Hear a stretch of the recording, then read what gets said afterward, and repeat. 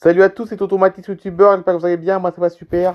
Aujourd'hui, l'épisode d'Air Info n'a strictement rien à voir avec ce que j'ai prévu de vous présenter, car aujourd'hui, normalement, l'épisode d'Air Info qui aurait dû sortir aujourd'hui, il aurait dû avoir 4 actualités aujourd'hui. Voilà, donc l'épisode d'Air Info qui devait sortir aujourd'hui devait contenir 4 actualités. Voilà, j'avais déjà programmé l'épisode d'Air Info pour aujourd'hui.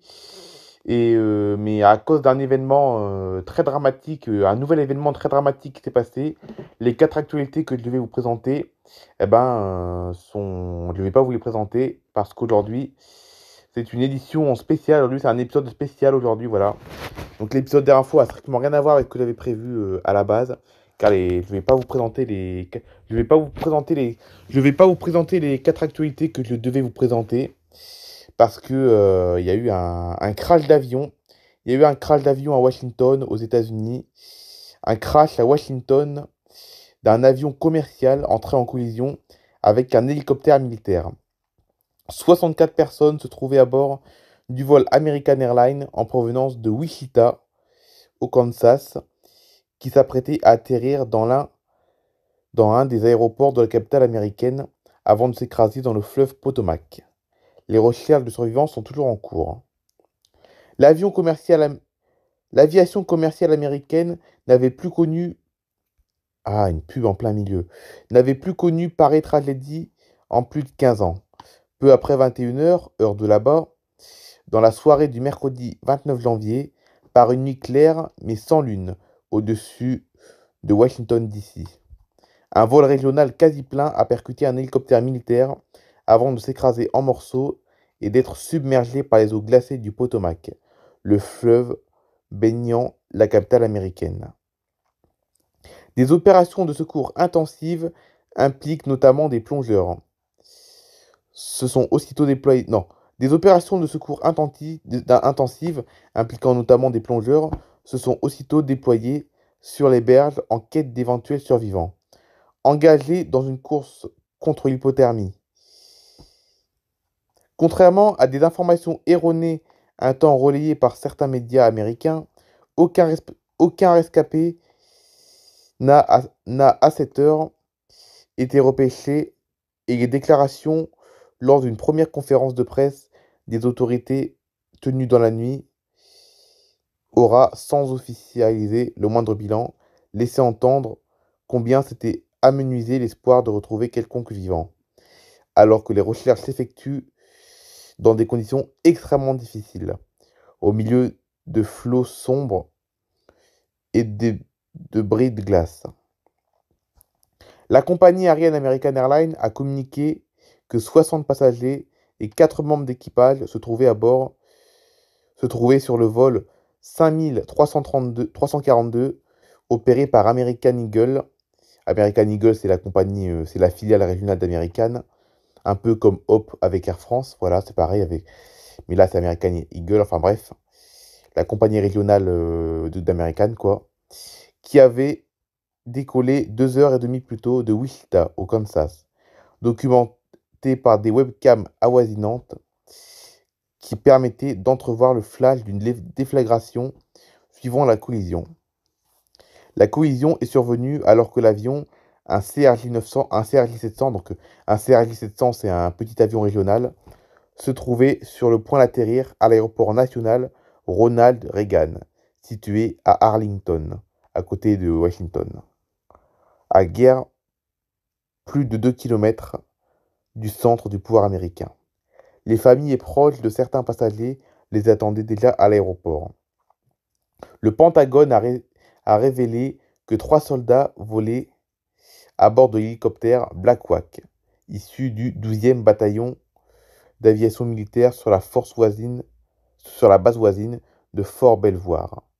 Celui-ci était en train d'opérer un banal vol d'entraînement à travers ce qui se trouve être l'un des espaces aériens les plus fréquentés et les plus strictement régulés au monde, du fait de la concentration sur un périmètre très restreint de la plupart des principaux sièges du gouvernement fédéral des États-Unis.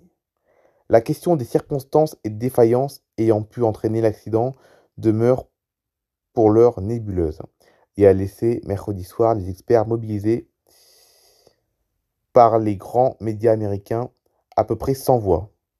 Pas bon, réagit Donald Trump. Donald Trump a déclaré dans un communiqué qu'il avait été pleinement informé de ce terrible accident et qu'il surveillait l'évolution de la situation. Que Dieu bénisse leurs âmes, a-t-il déclaré au sujet des victimes, ayant de, avant de saluer le travail incroyable accompli par les secours, assurant qu'il fournirait des informations supplémentaires dès qu'elles seraient disponibles. Puis, 2 heures plus tard, alors que la conférence de presse des autorités locales se faisait attendre, le président américain a commis un point, un post, pardon, sur son réseau Truth Social, où ruminant les divers paramètres de la mauvaise situation ayant abouti à l'accident. Pourquoi l'hélicoptère n'est pas monté ou descendu, ou a effectué un virage? Pourquoi le tour de contrôle n'a pas dit à l'hélicoptère quoi faire au lieu de demander s'il avait vu l'avion? Il statue, il statue que celle-ci aurait dû être évitée, et le président de conclure pas bon.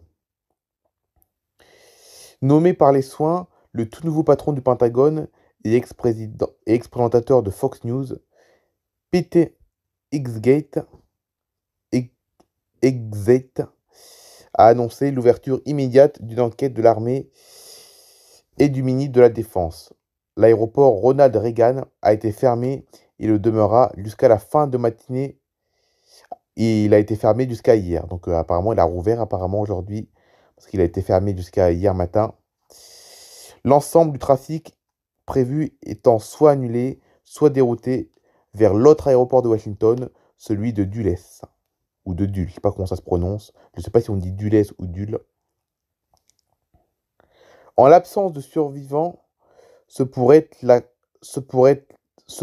là le crash de l'avion le plus meurtrier des États-Unis depuis les attentats du 11 septembre, et le premier impliquant un vol commercial depuis 2009, quand le vol Colgan Air 3407 s'est écrasé près de Buffalo, dans l'État de New York, causant alors la mort des 49 occupants de l'appareil et d'une personne au sol.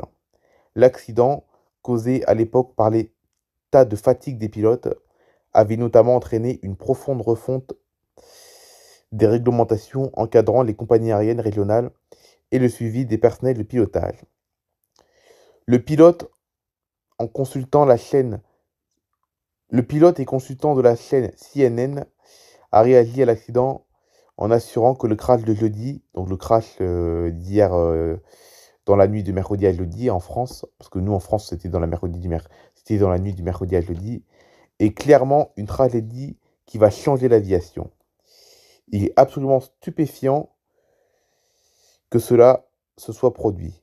Le fait que cet accident concerne un vol commercial équipé en tout point de technologie anti-collision et piloté par des professionnels hautement qualifiés rend l'événement d'autant plus incroyable et choquant. Voilà. Mais 2 jours après l'accident, nous avons désormais de nouvelles informations. Aujourd'hui, ce vendredi après-midi, nous avons au moment où je tourne la vidéo, on n'est que jeudi, mais là, apparemment, les autorités auraient un peu plus d'informations par rapport à tout à l'heure. Crash à Washington, finalement, il y a 28 corps qui ont été retrouvés, et à ce stade, les secours n'attendent aucun survivant.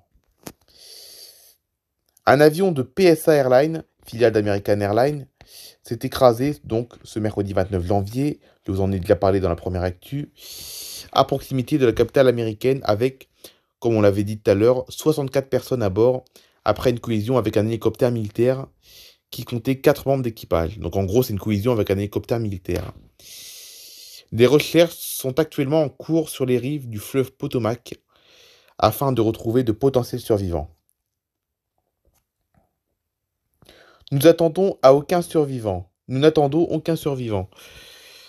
28 corps retrouvés par les secours à ce stade.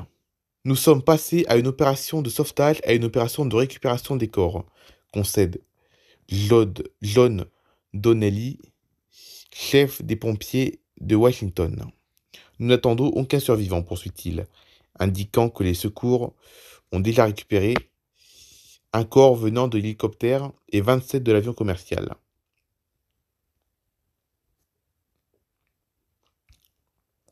Selon CNN, le Reagan National est l'un des aéroports les plus complexes à aborder pour les pilotes. Donc l'aéroport de Reagan, c'est l'aéroport où l'avion aurait dû atterrir. En outre, comme le rappelle le média américain, cette collision mortelle ravive un récent débat autour de l'ajout de vols longue distance sur cet aéroport. En mai, des sénateurs démocrates s'y étaient opposés, estimant que cela pourrait accroître les risques de sécurité. L'aéroport Reagan National est surchargé, avec 25 millions de passagers par an, alors qu'il ne devrait accueillir que 15 millions par an, avait ainsi indiqué le sénateur Tim Kaine. Nous connaissons actuellement, à force de lire les actualités, on commence à connaître certains types de passagers qui étaient à bord, car apparemment à bord de cet avion se trouvaient des patineurs. Et là, à 13h15, heure française, la Fédération internationale de patinage a le cœur brisé.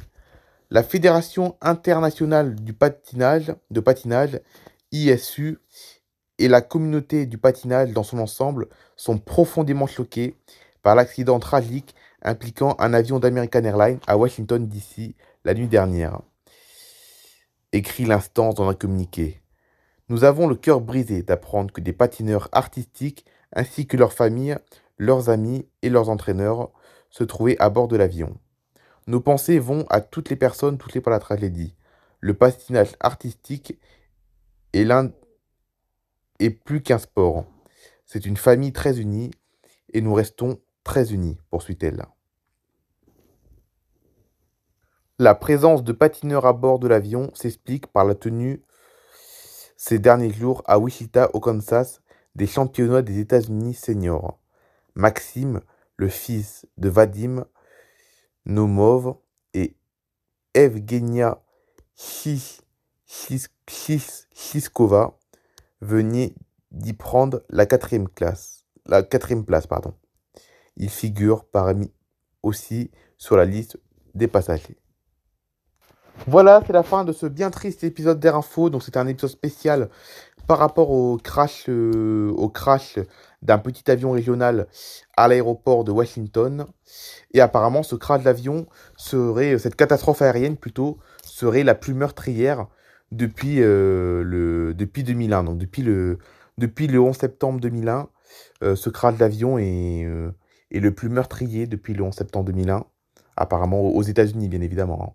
Aux États-Unis, c'est la catastrophe aérienne la plus meurtrière depuis 2001. Et voilà, donc l'aviation civile aux États-Unis est en deuil actuellement, là. Voilà. Et même un petit peu dans le monde, hein. D'autant que c'est déjà le troisième crash d'avion en un mois, déjà. C'est déjà le troisième crash d'avion en un mois dans le monde. Car souvenez-vous, le jour de Noël, le 25 décembre 2024, il y avait eu un crash d'avion au Kazakhstan. Quelques jours après, le 27 décembre, un crash d'avion en Corée du Sud. Et maintenant, le crash d'aujourd'hui, c'est à Washington. Voilà. Donc décidément, 3 crashs d'avion mortels en moins d'un mois. C'est pas une belle coïncidence. Voilà, c'est la fin de cet épisode d'Air Info, hein. Je ne vais pas vous dire, j'espère qu'il vous aura plu parce que c'est un épisode relativement triste aujourd'hui. Ne vous inquiétez pas, la semaine prochaine, si tout va bien, il y aura sûrement des actualités plus positives, hein. La semaine prochaine, dans l'épisode d'Air Info de la semaine prochaine, il y aura probablement des actualités plus positives que celle-là. Mais en tout cas, je n'avais pas le choix de vous parler de ça aujourd'hui. Et puis de toute façon, c'est important d'en parler de toute façon, hein, c'est important. Allez, bye bye tout le monde. Et encore une fois, on se dit à lundi parce que je vous rappelle qu'il n'y a pas de vidéo ce week-end. Allez, bye bye tout le monde. Et bon week-end à tout le monde.